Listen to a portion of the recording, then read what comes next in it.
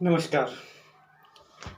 तो आज मैं केंद्र सरकार और राज्य सरकार को एक पत्र लिखकर आवेदन देकर 5 सवाल का जवाब मैं पूछना चाहता हूँ।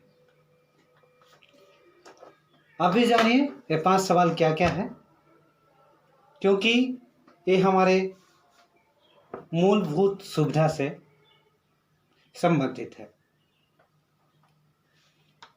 प्रश्न नंबर 1, पिछले 14 महीनों से जो दिहाड़ी मजदूर हैं, फुटपाथ पे गुजर बसर करने वाले जो लोग हैं, 14 महीनों में उनका क्या असर हुआ? क्या आपने कभी भी उनकी परिस्थिति को जानने की कोशिश की? जो फुटपाथ पे पकौड़ी बेचकर अपना जीविका चलाते थे, क्या उनका जो घर परिवार है कैसे चल रहा है? उनके घर में रात को चूल्हा जलता है कि नहीं जलता है? क्या आपने एक बार भी ये जानने की कोशिश की? नहीं की। तो इस पे विचार करने की ज़रूरत है। प्रश्न नंबर 2, जो मिडिल क्लास के लोग हैं, काफ़ी भरे पड़े हैं, मध्य वर्गीय लोग बहुत ही स्वाभिमानी व्यक्ति होते हैं, जिनके घर में अगर खाना नहीं है तो इतना स्वाभिमानी व्यक्ति होते हैं कि मर जाना पसंद करेंगे लेकिन किसी से मांगना नहीं। वो उनका सिद्धांत है, मांगन मरण समान है, मत मांगो कोई भीख। इस उद्देश्य से चलते हैं। लेकिन जब कारोबार नॉर्मल स्थिति होता है, उस समय मिडिल क्लास फैमिली वाले का पारिवारिक स्थिति बहुत ही तोड़ जोड़ के चलता है। लेकिन अभी तो ये 14 महीनों में उनका स्थिति इतना बिगड़ चुका है, वो किसी को अपना मुंह खोल के बताते नहीं कि हमारे परिवार में क्या घट रहा है, क्या परेशानी है, कुछ नहीं बताते हैं। मर जाना पसंद करेंगे लेकिन किसी की आगे मुंह खोलना पसंद नहीं करते हैं।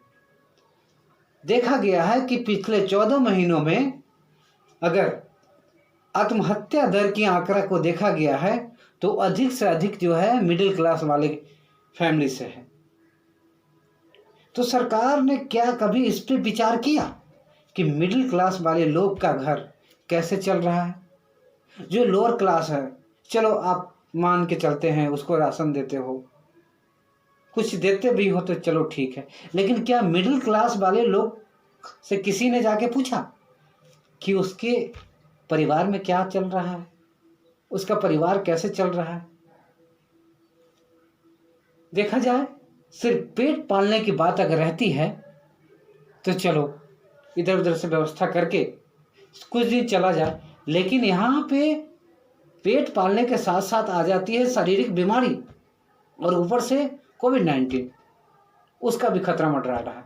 लेकिन सबसे ज़्यादा अगर ग्रसित होते हैं लोग तो बुखार, टाइफाइड, ऐसे जो भी छोटे मोटे बीमारी है उससे ग्रसित हो जाते हैं। और उस फैमिली के घर में 5 केजी चावल लाने के लिए पैसा नहीं है, वो फैमिली आखिर डॉक्टर से इलाज कैसे करवाएंगे?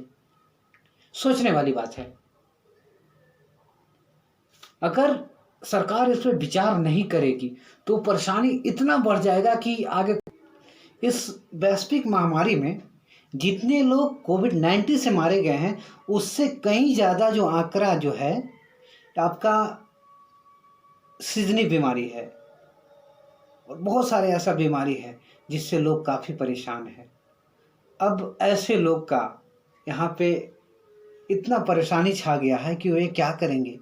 अपना घर चलाएंगे कि वो बीमारी को देखेंगे कि बैंक का ईएमआई पेड करेंगे कि घर का बिजली बिल देंगे कि भाड़ा घर देंगे?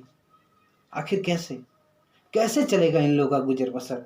क्या आपने इस पर कभी विचार किया? जी नहीं किया। बहुत ऐसे लोग हैं जिसका घर से बैंक वाला आया और गाड़ी खींच के लेकर चला गया, इतना तक कि लाइन काटने की धमकी तक भी आ रहे हैं कि अगर आप पैसा नहीं दोगे पिछले 14 महीने का तो आपका जो बिजली का जो कनेक्शन है काट दिया जाएगा। तो क्या सरकार में आप बैठे हैं तो आपके पास इतनी भी कैपेसिटी नहीं है कि जो मिडिल क्लास वाले लोग हैं उनका कम से कम तो बिजली का बिल माफ़ कर दे, होल्डिंग टैक्स माफ़ कर दे, 14 महीने से उनका घर में क्या बीत रहा है उनके लिए कुछ आर्थिक पैकेज दे। इस पे आपने कभी भी विचार नहीं किया। अब बात आ जाती है प्राइवेट शिक्षण संस्थान। वैसे प्राइवेट शिक्षण संस्थान कुछ जो भाड़े में चलाते हैं, किसी का अपना है, और उससे जुड़े हुए शिक्षक जिसका एक महीने अगर ड्यूटी करते हैं, 1 महीने में विलम्ब हो जाता है पेमेंट मिलने में, तो उनका घर का चूल्हा चलना बंद हो जाता है। क्या उन शिक्षकों के बारे में आपने कभी सोचा जो राष्ट्र निर्माता है? कहा गया है शिक्षक राष्ट्र के निर्माता होते हैं। आज देश का और राष्ट्र का उत्थान जो है शिक्षक का हाथों है, लेकिन आज शिक्षक का भविष्य खुद कहाँ है? क्या आपने कभी सोचा? शिक्षक की दुर्दशा ऐसी हो गई है, बहुत सारे शिक्षक आत्महत्या कर चुके हैं और बहुत ही आत्महत्या करने के बे में खड़े पड़े हैं। क्या अभी से भी आप नहीं रोक सकेंगे उन्हें? क्या आपने क्या विचार किया? शिक्षकों के लिए आर्थिक पैकेज है क्या कुछ आपके पास? महोदय, इस प्रश्न का हमें जवाब चाहिए। मैं अकेला इसका जवाब नहीं, पूरे शिक्षक समाज ये जवाब आपसे चाहते हैं। मैं तो एक माध्यम हूं। मिडिल क्लास वाले लोग, सिर्फ मैं नहीं सवाल करता हूं, जितने भी मिडिल क्लास के समुदाय हैं वो सवाल करते हैं। लोअर क्लास वाले लोग, सिर्फ मैं नहीं सवाल करता हूं, जितने भी लोअर क्लास वाले व्यक्ति हैं वो सभी आपको सवाल पूछते हैं आपसे। क्या उनके विषय में आपने कुछ सोचा? और बात रही पर्यावरण विभाग की, तो पर्यावरण विभाग की बात जब देखा जाता है तो इसमें सभी आ जाते हैं। Upper class, lower class, middle class सभी आ जाते हैं, क्योंकि इसमें योगदान तो बहुत कम लोगों का है, लेकिन इसका आनंद सभी लोग उठाते हैं। उसी प्रकार जैसे सूरज की रोशनी सभी पे पड़ते हैं, बारिश कभी जाति धर्म देख के किसी के छत पे नहीं बरसते हैं, तो उसी प्रकार ये ऑक्सीजन है। अभी जो ऑक्सीजन की जो किल्लत आई है, आखिर क्यों आई है? देखा गया है गत कुछ साल पहले लाखों की तादाद में पेड़ को जड़ से काट के फेंक दिया गया।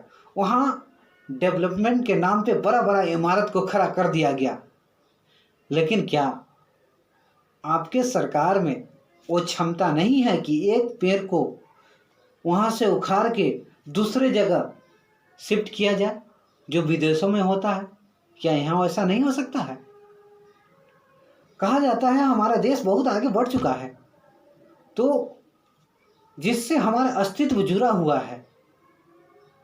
हमारे पूर्वज जो पौधे लगा के गए हैं उसका हम सांस ले रहे हैं, लेकिन आज हम क्या कर रहे हैं? हम सभी मिलके 1-2 पेड़ लगा सकते हैं, लेकिन आप सिस्टम में बैठे हैं। सिस्टम के जो लोग हैं उनका एक सर्किल होता है, जो भी फॉरेस्ट विभाग है, पर्यावरण विभाग है, उनके दायरे में वो सब आता है। अभी देखा जा रहा है फॉरेस्ट विभाग के अंदर जो भी जमीन आती है, कुछ सालों में देखा जा रहा है कि रेगिस्तान बन गया है। खाली बहुत बहुत पहाड़ जो है लंबा बड़ा बड़ा सब गायब हो गए हैं। तो इस पे आपका क्या विचार है? क्या आपने कभी भी विभागीय ऑफिसर से पूछा कि आखिर क्या वजह है जो जंगल का जंगल, पहाड़ का पहाड़ कट जा रहा है, खत्म होते जा रहा है? इसका रीजन क्या है? क्या अगला कदम आपका क्या होगा उस विभागीय ऑफिसर पे? आपका सख्त कदम क्या होगा, ये मैं जानना चाहता हूं। क्या फिर से तेजी